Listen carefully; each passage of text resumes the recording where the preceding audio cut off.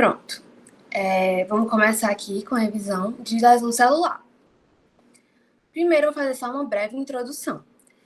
Dano celular vai ser qualquer dano devido a um agente etiológico que vai ultrapassar o limiar da célula. E ele vai ser patogênico quando esse limiar for tão grande que pode levar essa morte tecidual, certo? O exemplo que o professor deu na sala de vocês foi o COVID, né? Que é um vírus que ele vai estimular as citocinas. E aí vai aumentar a inflamação do local, levando à morte celular. A morte, a gente tem que deixar bem claro que é algo fisiológico.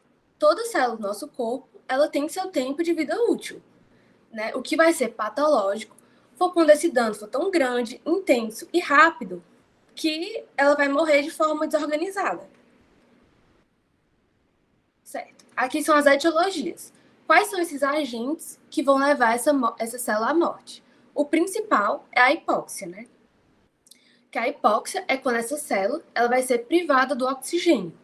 E aí tem que diferenciar a hipóxia da isquemia. A hipóxia é quando não vai ter oxigênio. A isquemia é quando os vasos sanguíneos, né, eles vão ser privados daquele local.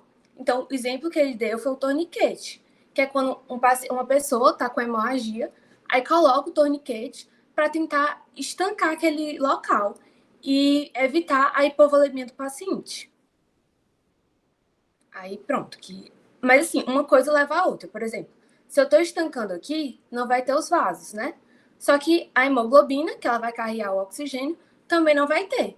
Então, por consequência, a isquemia vai levar a hipóxia. E o tumor é quando aquela massa for bem grande, né? E vai começar a comprimir os vasos. E aí vai levar a mesma coisa. Vai levar uma isquemia e a hipóxia. Outros agentes é o físico, né? Devido a um trauma físico, um trauma químico, devido aos ácidos, trauma térmico, devido às queimaduras.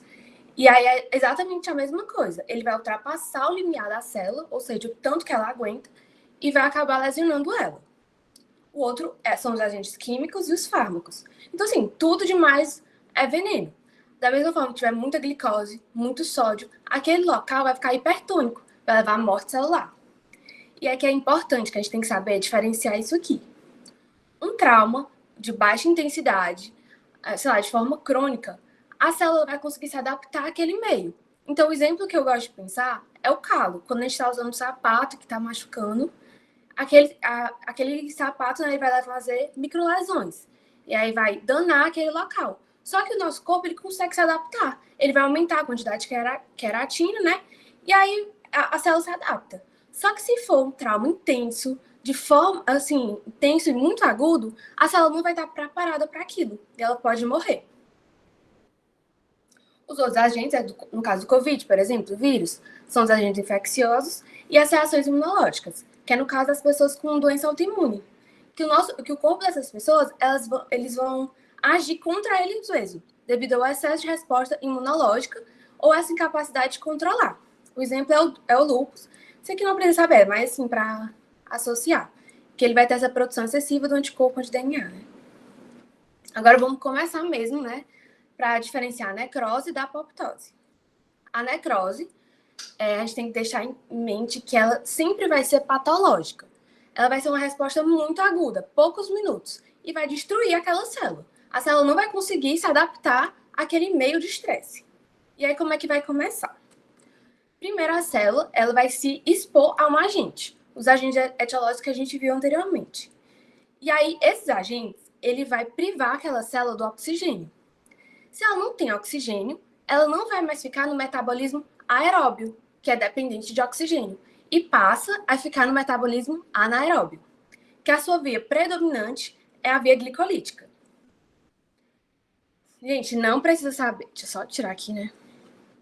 Não precisa saber as coisas do ciclo de Krebs, nem nada disso aqui, assim.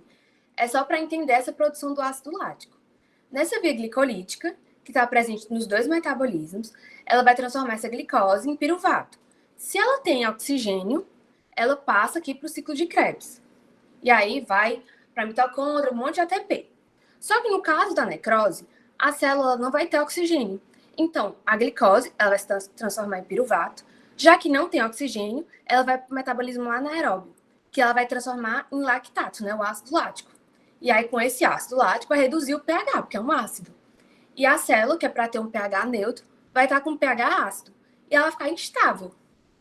Essa instabilidade vai aumentar também o estresse oxidativo do meio, certo? Como acontece a ruptura da membrana plasmática? Devido a essa mudança do metabolismo para o metabolismo anaeróbio, ele vai gerar como se fossem subprodutos, que são tóxicos, certo? Esses subprodutos, eles vão tentar se ligar em tudo que for. Quando ele entra em contato com a membrana plasmática, ele vai oxidar a membrana plasmática, ou seja, ele vai quebrar a membrana plasmática, aumentando a permeabilidade dela. Então, a membrana, que é responsável por controlar tudo que entra e o que sai da célula, não vai conseguir mais, porque ela está quebrada. E aí que vai começar um influxo de cálcio. Quando começa a entrar muito cálcio dentro da célula a gente vai ter as enzimas dependentes de cálcio. Essas enzimas vão ser super ativadas, né, devido a essa entrada de cálcio. E vai começar a corroer toda a célula por dentro, certo? Vai ser uma digestão intracelular. Os lisossomos, eles vão entrar aí. E aí, quando a célula começa a se corroer todinha, ela meio que vai explodir, né? Vai ser um dano de dentro para fora. E quando ela explodir, né, entre muitas aspas, ela vai começar a liberar tanto restos de células quanto essas enzimas, que vai gerar uma inflamação em tudo que estiver ao redor dela, né? Então vai gerar mais inflamação. Assim, eu não sei se essa parte do citocromo C é importante, mas ele citou, então eu vou explicar aqui um pouco para vocês. O citocromo C, ele vai estar presente na membrana, certo? E aí, quando esses subprodutos, eles são ativados, né? Eles colam na membrana, ela vai tentar estabilizar a mitocôndria, a célula. E aí, quando começa a ver os influxos de elétrons livres, ele sabe que aquilo ali é danoso. Vai ser ativado para tentar remover. Só que no caso da necrose, é tanto elétron livre, é tão radical livre, que ele não vai conseguir dar conta disso. E aí, ela vai acontecer todo esse dano que a gente já viu. Na necrose, ela vai ter as alterações morfológicas, certo? Desse dano da célula. A primeira, a tumefação celular. A tumefação celular é devido a essa ruptura da membrana e vai entrar muita água, certo? E ela vai ficar inchada, ela vai ficar edemaciada. Isso se chama tumefação celular. As células elas vão ficar mais eosinofílicas, porque devido a essa autoconversão para o ácido lático, vai aumentar o ácido local, ela vai ficar com um pH mais reduzido. E essa picnose, cariólise e cariorex são as formas do núcleo. A picnose é quando fica bem condensado, quando ele tenta condensar ao máximo o material genético, uma tentativa de proteger, né, uma adaptação ao meio daquele estresse. A cariólise é quando esse núcleo ele vai começar a se romper, então ele vai ficar partido. E aqui, esse cariorex é só fragmentos de núcleo. Ele já está todo espalhado aqui, certo? E como eu havia dito, a necrose sempre vai ser patológica, aguda e vai gerar sinais no paciente. Agora vamos para a apoptose, que ela é bem mais tranquilazinha. A apoptose, já que é um meio controlado, ele não vai gerar sinais clínicos no paciente, porque o corpo já tá preparado para aquilo, já vai se adaptando, certo? E aí, uns exemplos que deu foi a involução hormonal, no caso da menopausa, né? Quando a mulher ela vai chegando a certa idade, os nossos músculos vão ficar, alguns órgãos dela, né, vai atrofiar, vai parar de estimular alguns hormônios, né? O estrogênio, progesterona, enfim. A morte celular devido a um tumor, morte fisiológica dos neutrófilos, entre outros. A gente tem que deixar claro que isso aqui é uma morte programada. Como é que vai acontecer? Já que é programado, o nosso corpo ele entende que aquilo está acontecendo, que aquilo vai acontecer. Primeiro vai ter essas vias de ativação das caspases. Essas vias podem ser extracelulares ou intracelulares. As vias extracelulares são essas faz L, faz ligante, né? TNF, TNFR e as enzimas B. Elas são ativadas, vão depender do contexto fisiológico. Por exemplo, se for um tumor, provavelmente vai ser ativada a faz L. Enfim, se for um linfócito, né, do TCD8, vai ser mais a faz fazer de novo. Enfim, vai depender do contexto. Ou, desculpa, se for um tumor, vai ser TNF, TNFR, por exemplo, provavelmente, né? E as vias de ativação intracelular, ou seja, dentro da célula, vai ser essa P53, que ela também está envolvida em alguns cânceres, né? Se a pessoa não tem muito P53, que é o supressor tumoral, tem mais chance da pessoa desenvolver um câncer. Então, o L, por favor, ele é ativado no tumor? Pode dizer. Essa via de ativação extracelular L, ela é ativada em... Cortou pra mim, eu não entendi direito. Tá cortando, Ti. Essa eu vou escrever. Tá certo. Se alguém puder ler pra mim, por favor, agradeço. Pra não sair daqui. Ele perguntou a faz e a faz L quando, em qual situação? Pronto. Assim, não é importante você saber qual situação específica cada um vai acontecer, certo? Ele nem falou, assim... O que ele falou em sala de aula é o seguinte, que a faz L são como se fossem receptores presentes nesse linfócito TCD8. E a faz, ela vai estar presente, né? Um receptor que vai estar presente nas outras células, na restante do corpo. E aí, quando ela está ativada, esse TCD8 vai se encontrar com o receptor das células da restante do corpo. Mas, assim, especificamente o que cada um faz é porque é como assim, cada célula do nosso corpo, ela tem uma função, entende? Dependendo da função da célula, ela vai ter como se fosse um receptor para ser ativado. Então, realmente, não precisa saber qual especificamente cada um é, porque eu também não sei o que cada um vai fazer, porque, enfim, é muita célula, é bem específico. Mas isso aqui foi o que ele citou em sala de aula, que o faz L, né, o faz ligante, ele vai estar presente nos linfócitos CD8 e o faz nas células do nosso corpo. Ele não especificou nem quais eram essas células, se era todas, se não era, enfim. Deu certo? Ou...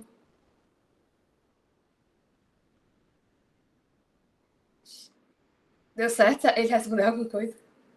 Ele disse que deu. Ah, tá ótimo. Pronto. E aí vai ter essas vias, né, de ativação das caspases. Que as caspases, elas vão estar presentes nas células também, né? Em todas as células. E o que vai acontecer? Elas vão ser as organizadoras dessa morte. Uma forma que eu gosto de associar é como se, assim, que eu até botei uma vassoura aqui, né? Que o nosso corpo fosse como um chão que está todo sujo. E as caspases, quando elas são ativadas, ou pela via intracelular ou pela via extracelular, ela tem que organizar essa sujeira. Então, ela vai juntar como se fossem montinhos de poeira para jogar dentro de um saco de plástico para ser mais fácil de jogar fora, no lixo, certo? E as caspadas vão ser divididas nas iniciadoras, ou seja, vai ter que começar a apoptose agora. E as efetoras, que vai reorganizar essa sujeira, digamos assim. Então, ela vai reorganizar o citoesqueleto da célula e ativar as endonucleases, que elas vão fragmentar o núcleo e meio que guardar esse núcleo, né? Porque ele pode ser também lesivo a outras células, se for exposto. Então, é basicamente isso. As caspases, elas vão juntar essa sujeira. E aí, esse saco de plástico vai ser os corpos apoptóticos, né? Que vai proteger esses restos celulares. E quando é que eles vão ser fagocitados? Quando eles estiverem dentro desses corpos apoptóticos, né? Que é o saco plástico, os fagócitos, eles reconhecem esses corpos. E aí, eles conseguem... os macrófagos, né? Reconhecem esses corpos e conseguem fagocitar. E aí é como se fosse uma sujeira toda limpada ali, não gera nenhum dano, nenhuma inflamação, porque o DNA vai estar bem guardado, enfim, todo esse resto celular também vai estar bem guardado e não vai conseguir inflamar outras células. Deu certo? Gente, é isso. Aí vamos começar as questões. Se tiver alguma dúvida, deixa eu voltar aqui. Se tiver alguma dúvida, eu posso começar as questões. Eu tenho uma dúvida quanto ao citocromo C. Pode Vai ser dizer. ativado. Ele vai ser ativado antes dos radicais alterarem a permeabilidade da membrana celular ou depois? Isso vai acontecer em conjunto, porque como a gente viu, acontece de forma muito aguda, são poucos minutos. Então, meio que tudo vai acontecendo no mesmo tempo, sabe? Quando começa a entrar radicais livres, né, que são tóxicos, vai gerar vai aumentar a permeabilidade, e o citocromos ele vai tentar tirar esses elétrons, mas é tanto elétron que ele não vai conseguir reverter essa situação, entende? Acho que eu entendi. Obrigada. De nada. Mais alguma dúvida? Eu vou começar a fazer as questões, então, com você, ou no final vocês podem tirar também.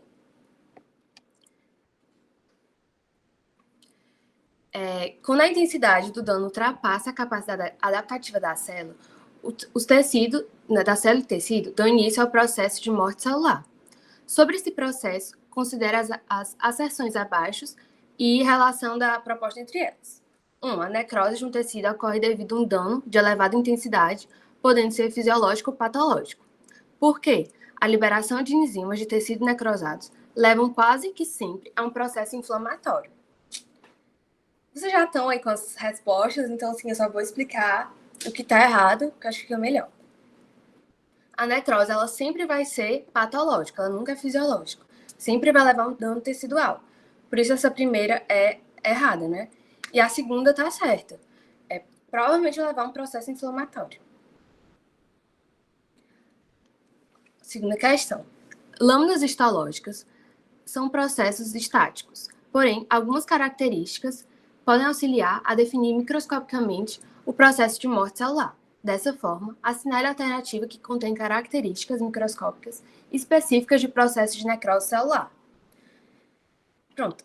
Isso aqui eu nem falei, a gente não falou de angiogênese, edema. Esse edema aqui não é da tumefação celular, porque senão ele teria falado tumefação, né? Mas, assim, o principal é a picnose celular, que é quando o núcleo ele vai ficar todo condensado. Gente, quem tiver também dúvidas de algum item, podem perguntar que eu respondo.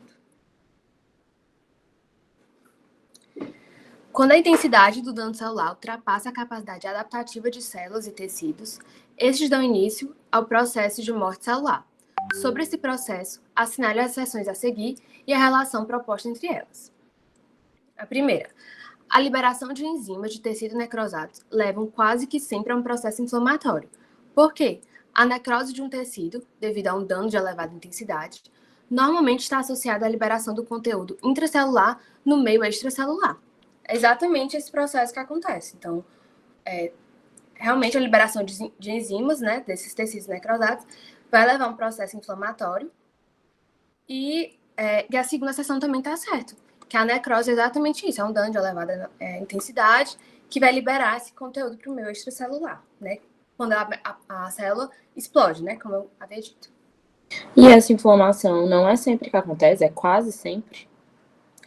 Pronto, é porque a inflamação, ela não é característica específica da necrose, entende? Quando, por exemplo, uma lâmina, a gente não vai falar, inflamação, então é uma necrose. Não, a gente não tem que associar assim, mas quase sempre leva. Assim, o que a gente tinha visto praticamente sempre levava, né? Mas, Pois por isso a minha dúvida, que eu tinha entendido que sempre levava. Eu também achava que sempre levava a um processo, mas eu acho que ele colocou isso justamente nessa outra questão aqui, ó. Porque nesse item tem esse infiltrado inflamatório, entende? E aí eu associei sendo assim, porque esse infiltrado inflamatório não é como se fosse patognomônico da necrose, entende? Então, assim, não pode associar, teve inflamação, então a necrose. Então, acho que é mais ou menos isso. Tá certo, obrigada. Mas, assim, se vocês quiserem, eu posso perguntar pro professor, tipo, é sempre que acontece? Não, enfim, eu posso perguntar, vocês só me pedem. Tá tranquilo. Eu falo. Pois é, mas eu tinha ficado na dúvida justamente quando você voltou para essa questão, porque se tiver infiltrado inflamatório, também poderia caracterizar, mas é porque não só o infiltrado, é isso? Por isso que Não, exatamente, porque... Exatamente. Numa lâmina... Desculpa se a gente tá falando, porque cortou aqui. Quando a gente vê uma lâmina, né, a gente não pode associar a inflamação à necrose, porque aqueles agentes etiológicos que nós vimos, por exemplo, um vírus, uma bactéria, né, uma injúria térmica, tudo isso vai levar a uma inflamação. E não necessariamente isso vai acontecer uma necrose. Então, por isso a gente não pode associar inflamação e necrose. Vai ter aquelas alterações morfológicas que eu botei no slide, né, que é aquelas características do núcleo, que aí sim a gente pode associar com a necrose, mas não uma inflamação. Eu acho que toda necrose tem uma inflamação, mas não é toda inflamação que tem uma necrose. Poderia ser mais ou menos isso? Sim, exatamente. Eu nem sei mais. Pronto, né? Essa questão. As lesões celulares podem ocorrer devido a diversos agentes etiológicos, dentre os quais podemos citar os listados abaixo: produção excessiva de citocinas anti-inflamatórias, traumas físicos crônicos de baixíssimas intensidades, exposição a vírus citolíticos. Aí, no caso, também é só a letra B, né, que é o item 3, vírus citolítico, porque anti-inflamatório não. Anti-inflamatório é que vai conter essa inflamação, então não faz sentido ser da necrose, que ela quer acabar com tudo ali nas células. Os traumas físicos crônicos de baixíssima intensidade, a gente associa com aquele calo que eu havia dito, então não, porque a célula consegue se adaptar. E a exposição a vírus citolíticos, sim, né, que eles são responsáveis pelas lises celular, né, aquela quebra celular, morte celular. E é isso. Quem tiver mais alguma dúvida...